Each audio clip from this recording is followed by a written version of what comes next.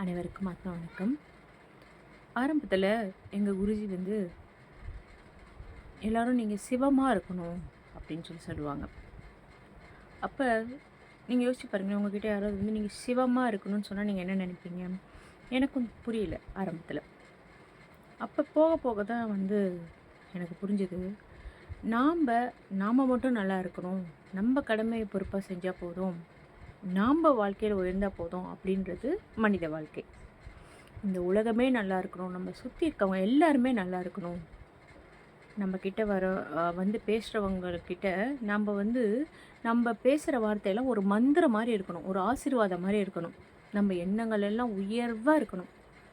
எல்லா உயிரும் வள்ளலார் சொல்கிற மாதிரி எல்லா உயிரும் இன்புற்று வாழணும் அப்படிங்கிற மாதிரி நம்ம எண்ணங்கள் எல்லாம் உயர்வாக இருக்கிறப்ப, அப்போ நம்மக்கிட்ட எவ்வளவு அன்பு இருந்தால் நம்மளால் அந்தளவு ஒரு மனித வாழ்க்கை வாழ முடியும். அப்போ நம்ம தானே சிவன். அதை தான் எங்கள் குரு சொல்கிறாங்க, நம்மளாம் சிவனாக வாழணும் அப்படின்னு சொல்லி. நன்றி. ஆத்மா வணக்கம்.